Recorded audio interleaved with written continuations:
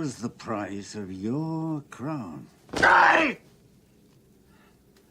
I want you to die. Soon enough I'll be dead. And you'll be king. I don't want anything from you. You're not a man. You're not my father.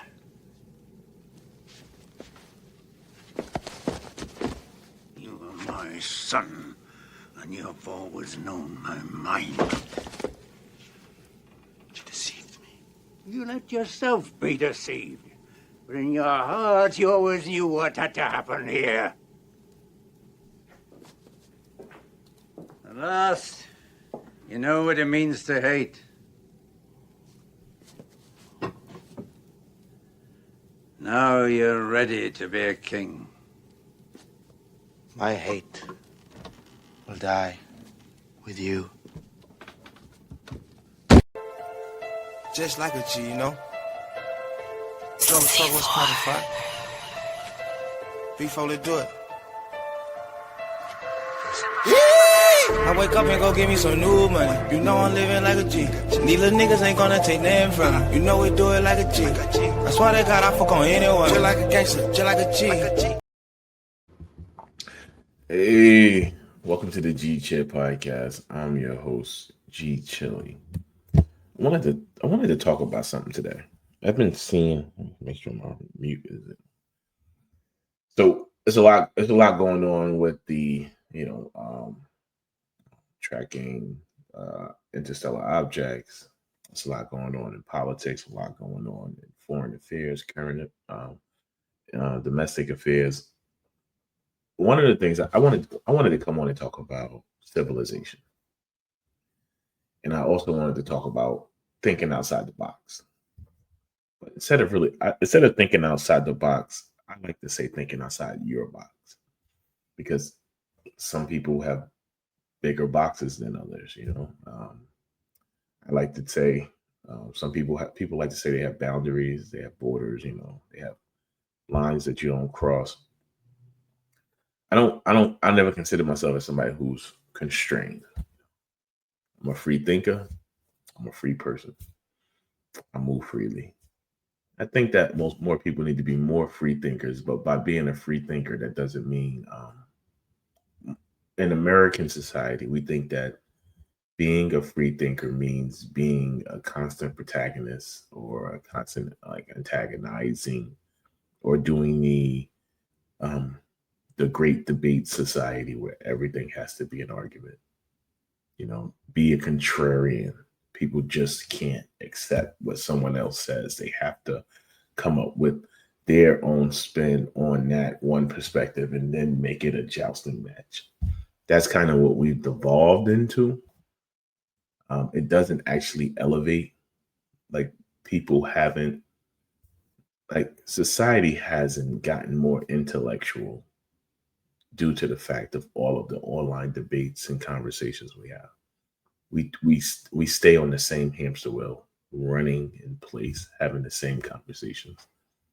What I mean by that is, for instance, I was taught, this would be now maybe 10 years ago, maybe 15 years ago.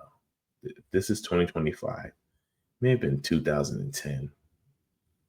I was saying to someone, if you go and watch commercials from the 80s, you will see, or if you watch news clips from the 80s, whether it's newspapers or you get TV segments, what you'll notice is that what they were talking about at that time on the segments, the conversations that they were having, they're literally having the same conversations now. I said to the person, for instance, if you watch news clips from the 80s, you're going to see them talking about a debate on whether healthcare should be free, a debate on food stamps, a debate on crime, a debate on war and drugs, a debate on which military involvement was effective.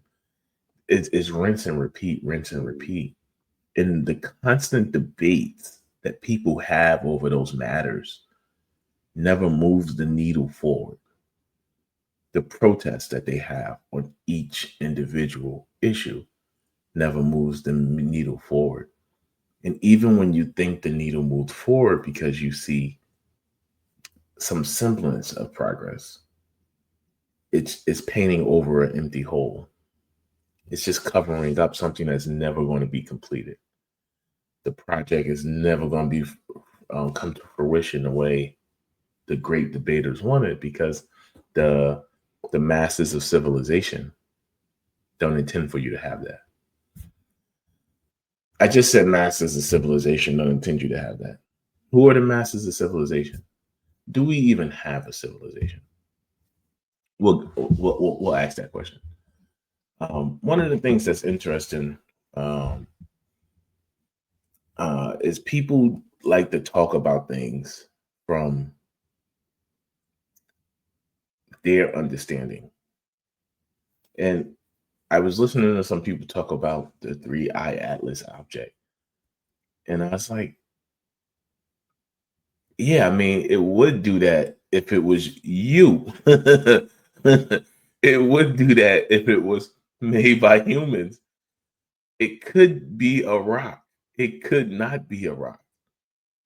But if it's not a rock, to assume that you know its capabilities is insane to me. It's like to assume that something that you have no idea of has to be within the parameters that you are in. It's the epitome of human arrogance.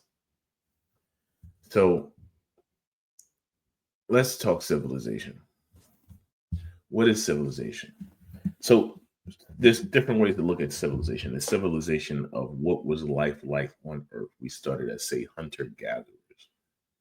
And then we progressed up the civilization ladder to become manipulators of our environment.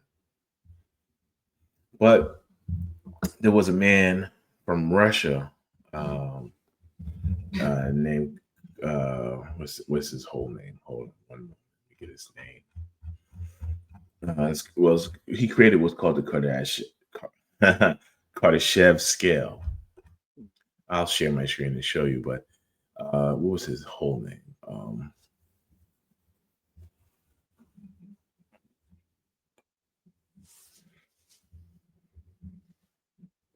Nikolai. So Nikolai Kardashev scale.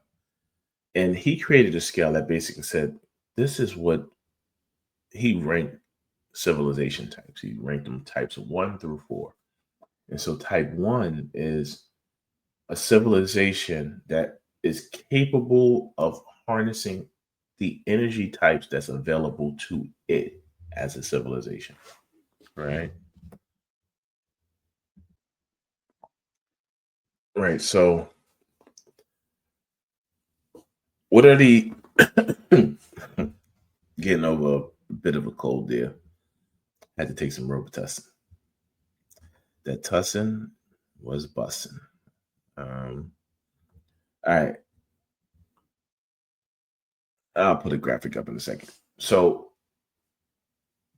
that's a type 1 civilization. Then you have a type 2 civilization, which is, let me put the graphic up actually to help. Where's my graphic? Wait. Yeah, so the type 1 civilization was, you can consume your planetary civilization, your planetary base. You can consume the energy sources that are available to you on the planet.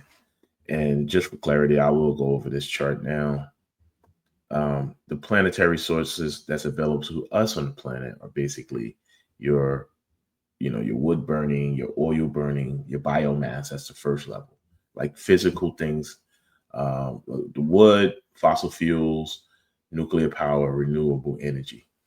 That's planetary base. Renewable energy would be like your solar, your wind, your tidal. We all know what the nuclear is. You have your fossil fuels is going to be your oil, your coal, essential. Well, your oil, coal. I think coal is fossil fuel too.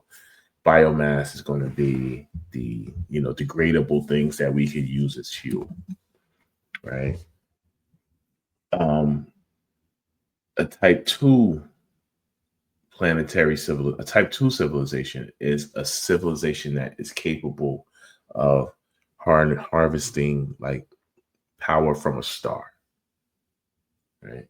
And there was somebody who created a thing called, I think his name was Friedrich Dyson. I know it's Dyson for sure. I think it's Friedrich at the beginning, but they had created a thing called Dyson spheres, and or created the concept. He didn't create it. Created the concept for a Dyson sphere. So a Dyson sphere is what would make the Earthlings a Type 2 civilization, because then we can harness the power that radiates off of a star, including the gravitational pull from that star, and direct it anywhere we want. And when you have something like that, the theory is that then you have enough power that's required to manipulate or reduce the amount of travel time it would take to travel between neighboring stars. That's a human concept, that we are not going to be able to travel to other stars because we do not have the type of civilization that can get us there, essentially. The third type of a civilization is a galactic civilization. So then let's see, what is a galactic civilization, right? When we talk about galactic civilization. So a type 3 civilization would be a galactic civilization when it is able to capture all of the energy emitted by its galaxy and every object within it, such as every star, every black hole, every water body that's moving on every individual planet, any kind of winds, forces, like any activity that's happening is a constant recharge of your battery. That would make you a galactic civilization, right? So essentially, humans, we are barely just getting to the peak of type 1 civilization. Some would say we are still at the bottom, because if you look at my chart that I put together for this show, we're still basically at nuclear power, but not all countries have nuclear power. There's a large percentage of the world that still is on biomass and some lower level form of fossil fuel.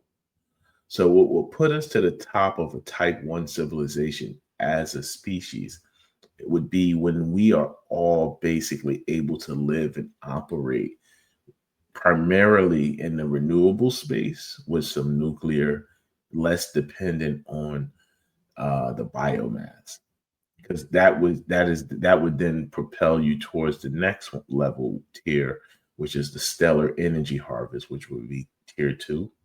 And then that would tier 2, theoretically, after you get that civilization bump and that civilization growth, that would take you to galactic energy harnessing. So all of that doesn't matter to us, doesn't matter to you, doesn't matter. That's not going to change our life right now, at least. It may change our civilization course if we ever are able to reach another tier.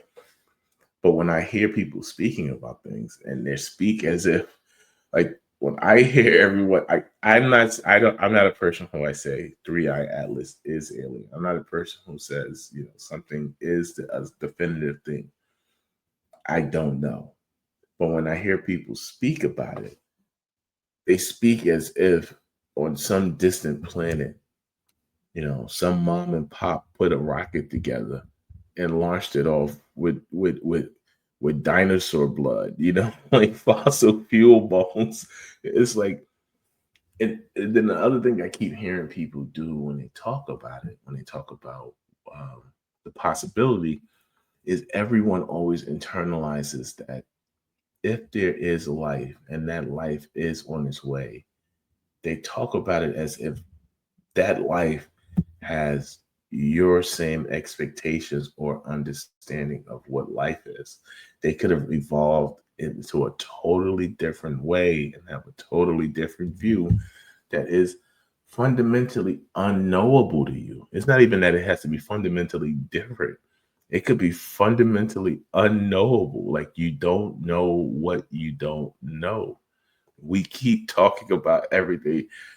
The only thing we do know is that we know with our study of science, our study of the solar system, our study of our neighborhood, we know our neighborhood as well as we can. But we don't know everything about our neighborhood definitively. We don't know everything about the neighboring towns and cities definitively. So to just keep trying to ascribe some type of a characteristic, I keep saying we're still trying to scratch our own evolutionary ladder. We're still trying to scratch our own civilization ladder.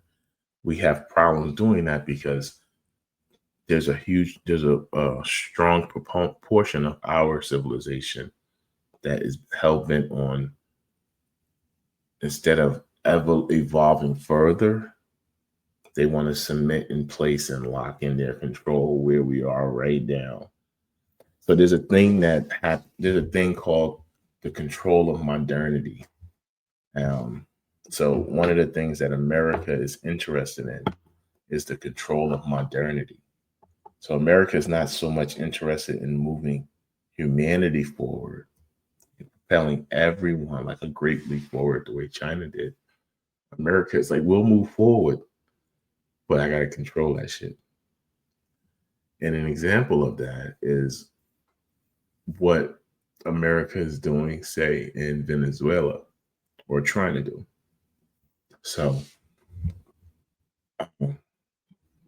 Trump is right now assassinating people on the high seas, blowing up boats, taking people out, calling them drug runners.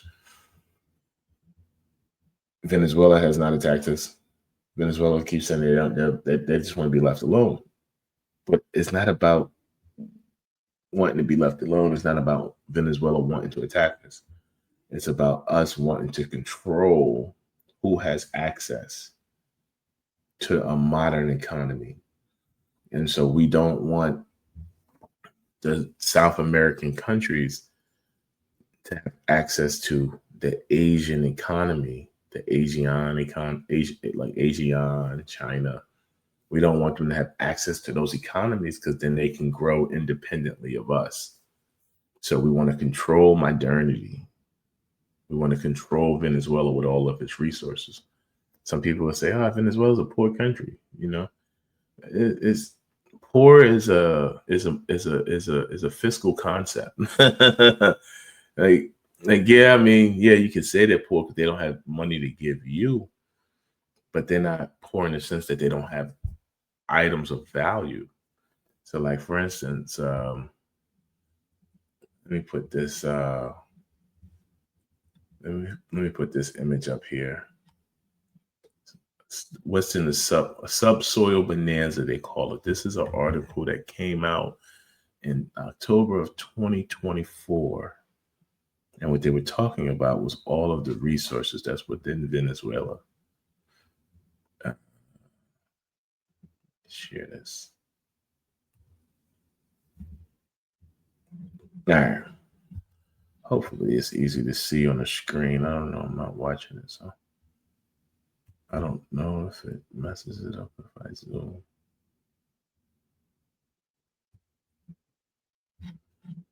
Hopefully when it's watched in the playback, the screen is at least legible.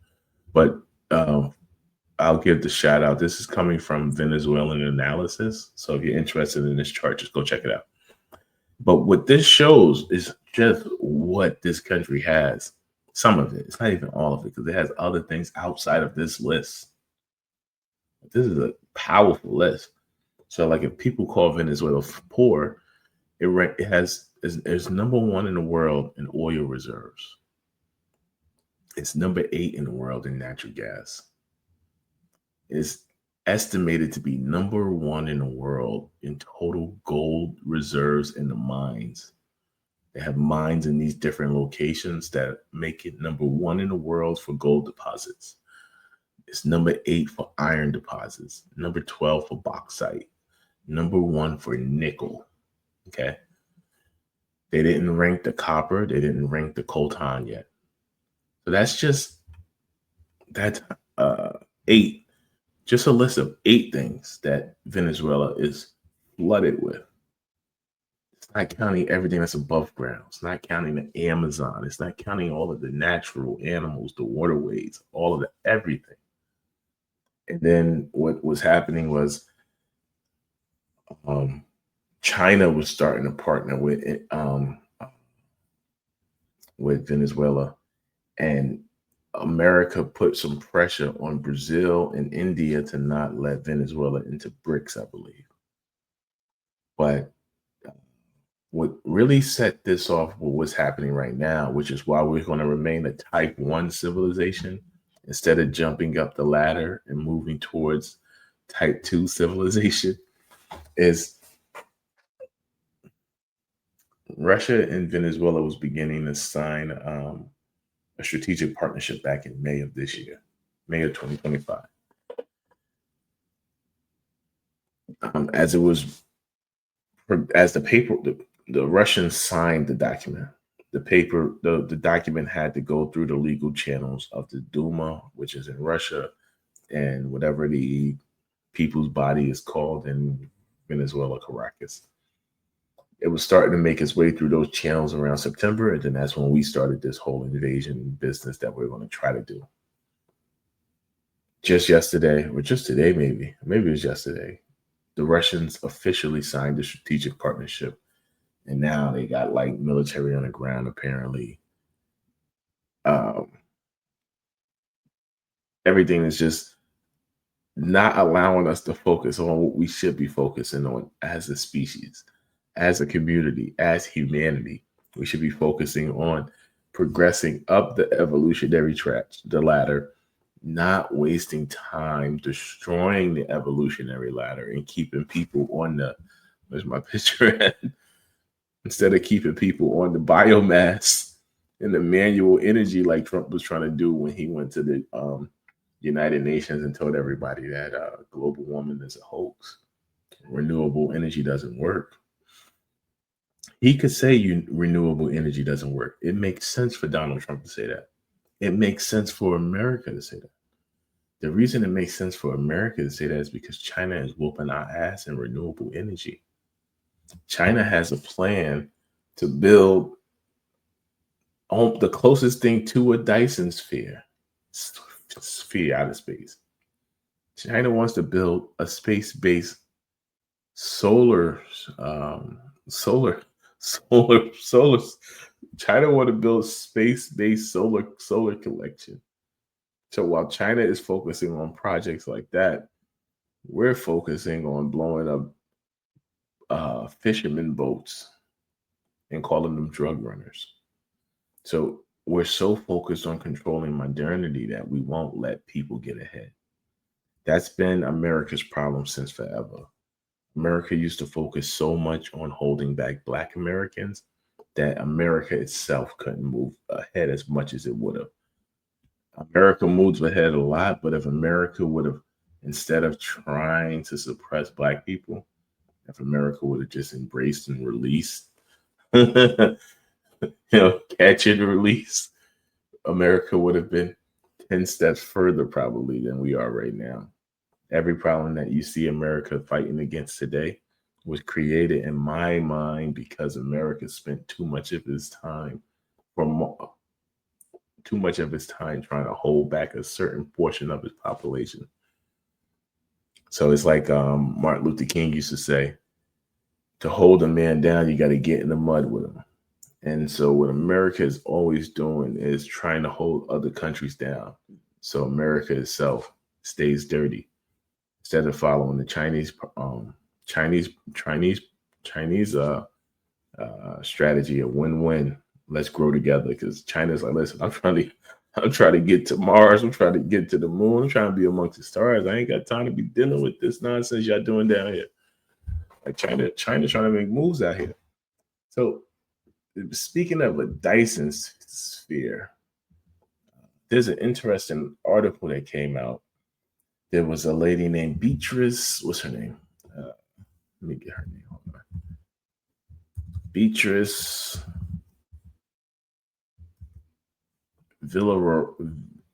Beatrice Villarroel. Where is she from? Swedish. So Beatrice Villarroel. She's Swedish. Villarroel sounds like a Portuguese or something. But hey, maybe Swedish people had that name too.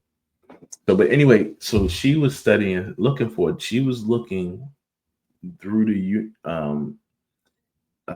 available space records, photography that was taken of the solar system at different times, and she was searching it for it. Faint traces to try to see if there's anywhere where you can see an example of what a Dyson sphere would be. And she came up with an interesting finding that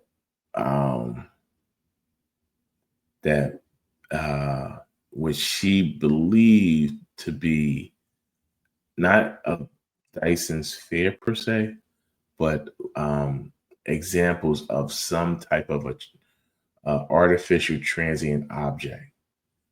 Multiple, not just one, multiple of these. She's identified, I think she said it was about throughout the time, 35,000 occurrences. So the reality is no one knows what anything is. We think we know. We think we know. And the best we could do is try to increase our levels of understanding. Because when we increase our levels of understanding, we then can take the next step, which is increase our levels of capability. And then when we increase our levels of capability, we can apply that capability. We can apply that capability and we can achieve some incredible things. What do I know? What do I know? What do I know? I'm just your humble. I'm just a humble designer or something. You know what I mean? I guess I can say I'm a writer now too. I'm a writer. Yeah, you're right. I'm a writer. I'm just your humble designer, writer. If you didn't read my book, get the book. Raison d'etre. It's a great story. What do they used to say? I don't know what they used to say. I'm not a marketer. I'm a hire marketer. I'm not going to hire him right now though. But yeah, no, it's Civilization is to me. People play games about Civilization. I like to understand Civilization, where you came from, where we are, and then try to map out which way we're going. And the way we're going right now is not up; it's down. It's down. It's way down, way down. But we'll see what happens. We'll see what happens. But that was the first thing I wanted to talk about. And the second thing, another thing I wanted to talk about was thinking outside of your box. China did something interesting. They regulated social media influencers. So to be a social media influencer, if you're talking about substantive topics, you have to have some expertise on that topic. You have to have some professional accreditation related to that topic, or some proof of learned experience. China respects experts, whereas in America, we're like this. RFK that we need to stop trusting the experts. Trusting the experts is not a feature of science or democracy. It's a feature of religion and totalitarianism. My man said, don't trust the experts. Don't trust the experts. If I'm walking down the street with my daughter and you pull up and you say, hey, how do you get to name a spot? Don't listen to me. Don't listen to me. When I tell you, hey, go this way, make a left, go 2 traffic lights, make a right, you're going to see the building that's yellow and blue. Listen to the little kid. Listen to the toddler. Like, don't trust the experts. Don't trust the adults in the room. That is the truth. That this right here captures so well what we are as Americans. Because when you talk to Americans, it's sometimes the most frustrating thing you can do because Americans don't like to listen. I when I talk, you guys spend half of your time telling people, hold on, just listen first. Just listen first. Hold on. Like, just hold on. Like, people don't know how to when people talk to me, I listen. People, especially, especially when you have information. Now, if you're saying something that is fundamentally false, I may say, hey, check this out, and then come back and tell me if you still think that. But I won't say that if it's just if what you're saying goes against something how I feel. If you're explaining that the shirt that I have on is a shade of purple, I will listen to you explain the shirt. If you tell me that I have on a white shirt, I may say, "Hey, are you okay?" the, the Americans, we started to. There was a pivot. Like when I read and listen to old American conversations, like even from the 60s and 70s or the 40s, you don't have to go back that far. There was at least, even on like late night talk shows, like there was at least this respect for intelligence. Even if there wasn't a respect for humanity and people at the time, there was still a respect for intelligence. Like you can see intellectual conversations taking place, intellectual discourse. That was all removed from America in the great dumbing down of society. And a lot of this started before George Bush, but it really took off with George Bush when we started to focus on he's the type of guy I want to have a beer with. And I was in college at the time. And I used to say this to people, but people didn't understand back then. But I'm sure those people who I said it to back then understand what I meant now. I'd say that's the dumbest. I would not want to hire someone as the head of my company because it's a person I want to have a beer with. I want to hire you as the head of my company because you're the type of person I can see help my company grow. You know what I do for a living. You have capabilities, extreme capabilities of people management, people leadership, understanding of what's required of people to do my business. Once Americans started to buy into that notion of we need our leaders to be the type of man that we want to have a beer with, they can't be, started talking down on educations. Are you a college person? You're this or that. It happened in the politic world. It happened in the public space. Like in the 80s, 90s, people would call you're an L7 because you read books. Like what the fuck? Because I read a book. People would call because he's reading a book. He is something inherently unnormal about him. It's something inherently it's something like he reading a book. Like, oh my goodness. And that's how we got to where we are as such an anti-intellectual society, a society that's not capable of listening, a society that's not capable of discerning, especially discerning who to listen to. And when I say that is because of this, right? So I keep hearing people talking about, AI is going to take your jobs. AI is going to take your jobs.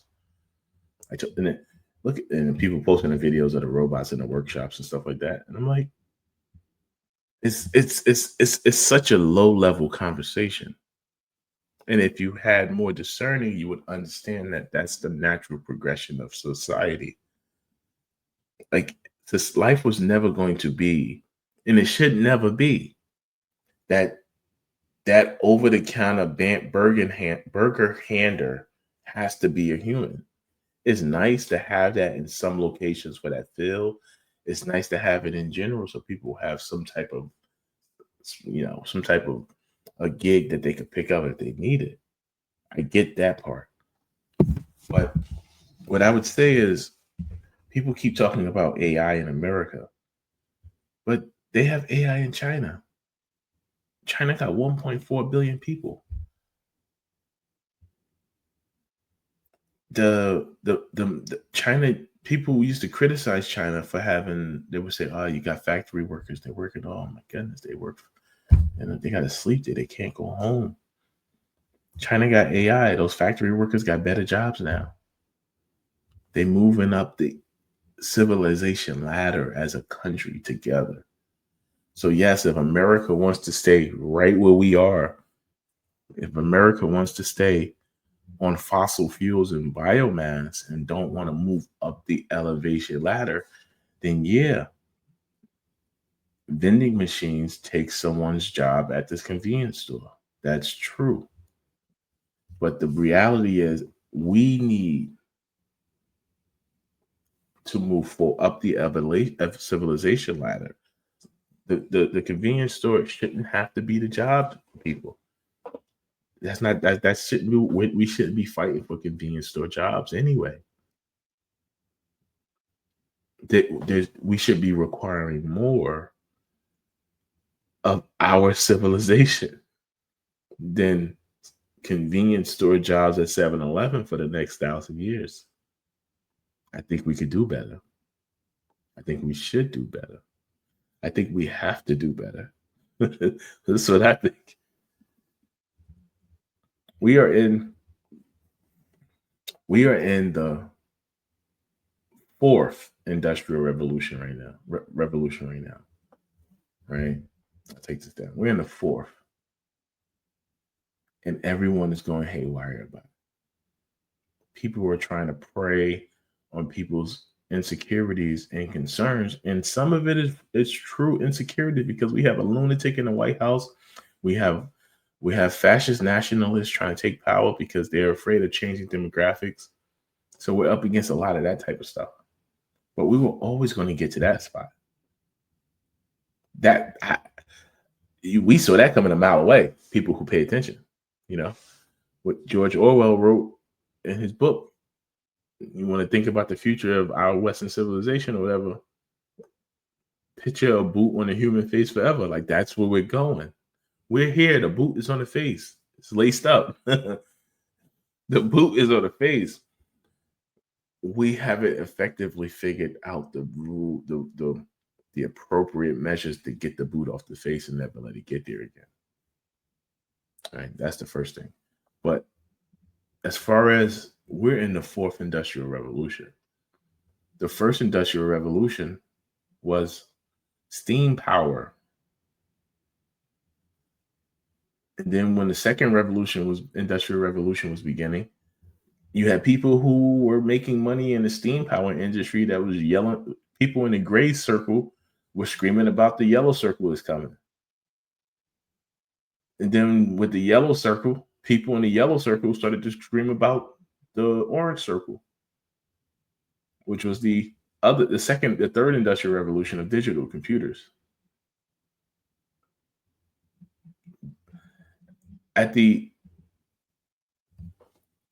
There were people in the 1800s that didn't want cars. Cars are going to ruin us. What about my job is to put shoes on a horse. What do you mean you want tires? What am I going to do? What you going to stop? You're going to not develop out this industry? You're not going to move forward? If AI can assist in helping us move forward by how can AI help us move forward? Let's ask this question. So if you have bigger plans, you need consistency of process. So if if you have to, let's say you need to make a rocket to go to Saturn, and one day I'm working on a rocket, another day the other guy comes in and he works on it during his shift.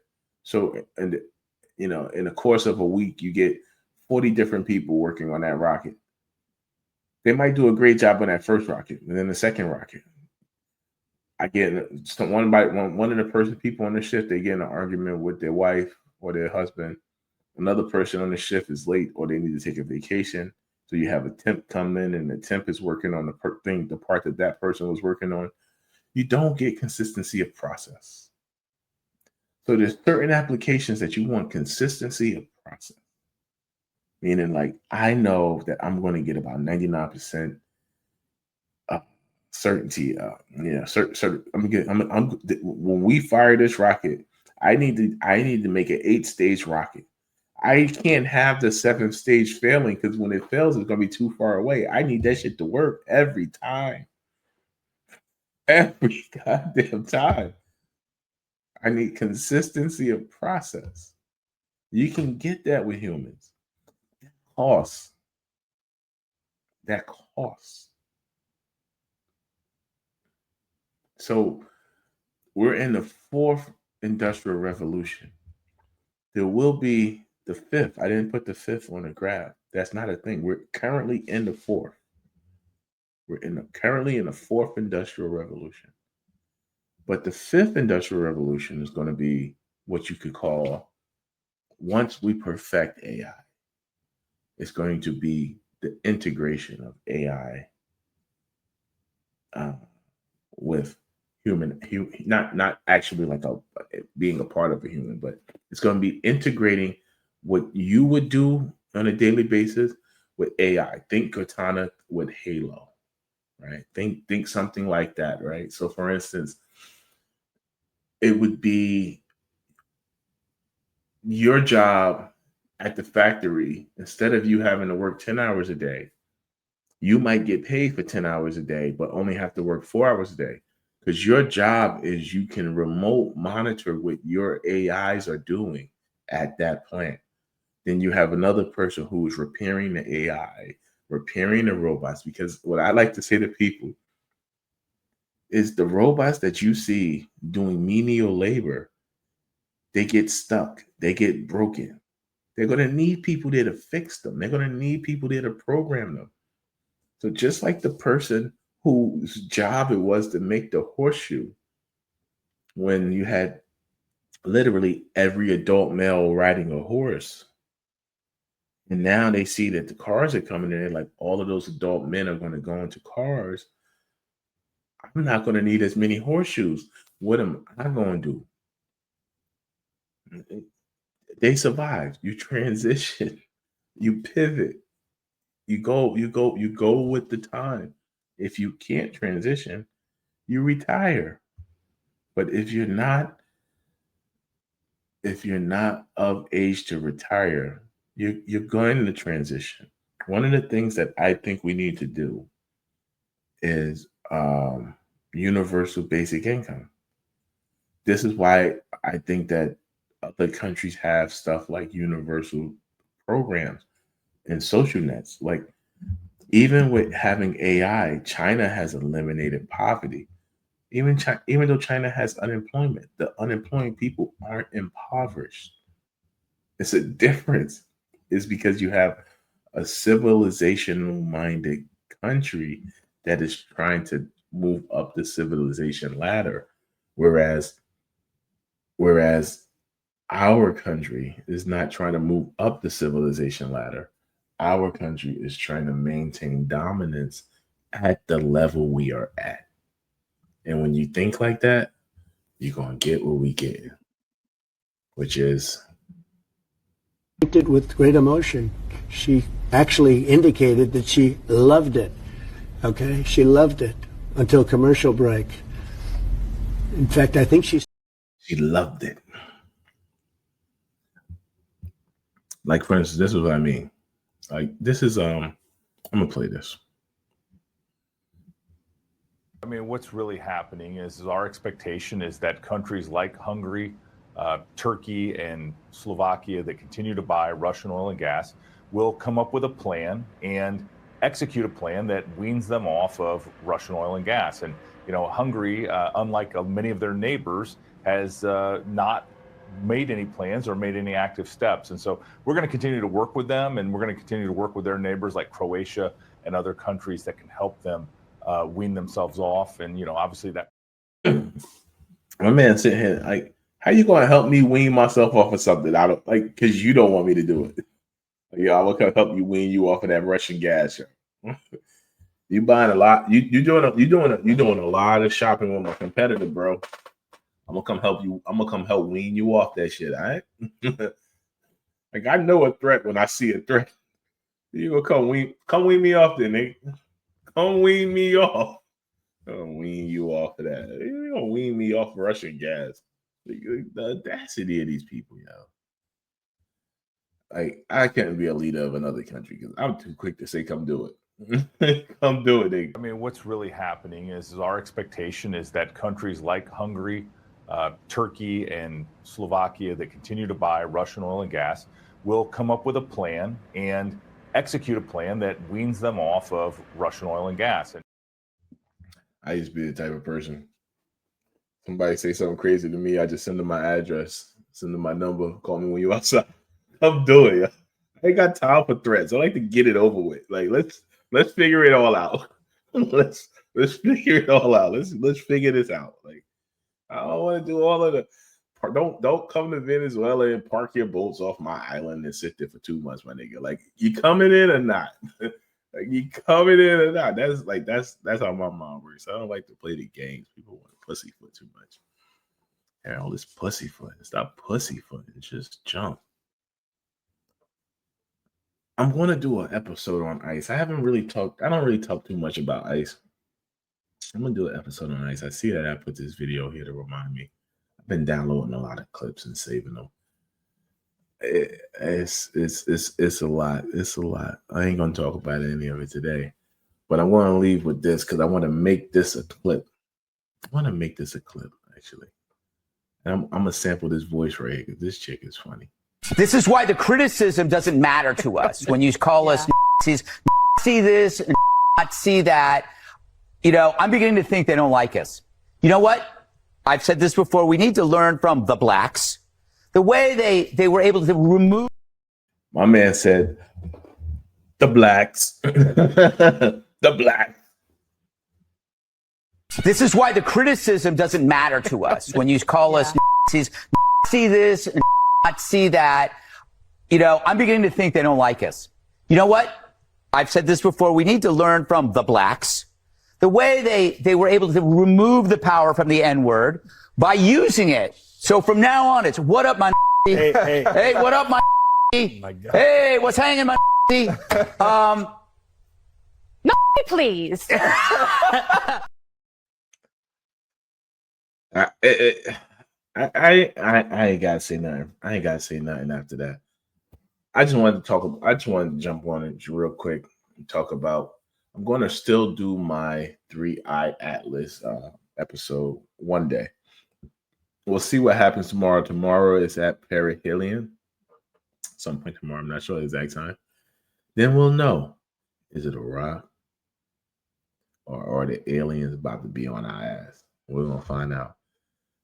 Hey, it's been a great episode. Had a good time up here. Hey, 2 things. Remember, if you don't have the book, if you see this episode and you make it all the way to the end through the drama-less episode, if you have the testicular fortitude to stick through and get to this moment, buy that fucking book. Buy that fucking book with your bitch at. Let me stop. But now, the Raison d'Etre is a great story. Part 2 is on the way. Get part 1. Don't be trying to read 2 books at the same time when part 2 drops. Like, just get part 1 now.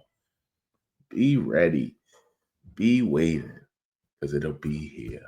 And with that, your boy is out of here. Real niggas stand up, we handle business. Keep it real up to tell you on the realest. Little bit mad, man. ain't key, tight shit. 12 outside my house, cause I'm rich. Nigga been getting sprayed, they know how we playin'. Got out Halloween, but I'm no demon, baby. Niggas rats, I'm a bad father cause I raised them. Cause I made them. Yeah. Real love in my face. Peace and blessings on my face. Let my love spread, this ain't no phase. Blaming Jesus off of my face. My real brothers contribute to my pain. I'm putting X up every single day. I've been coping, spending every day. I've been decent, living out of space. I came from nothing, now we made it to the top. New Rolls Royce with icing on the rocks, yeah. You a boss, just flex, you can do it. The next time I see you, we can do it. You say that you love me, then prove it. Yeah, the road respect you gotta charge. Keep it presidential just like your wives. I can see you love me when I look into your eyes. You popping out with me on a Thursday.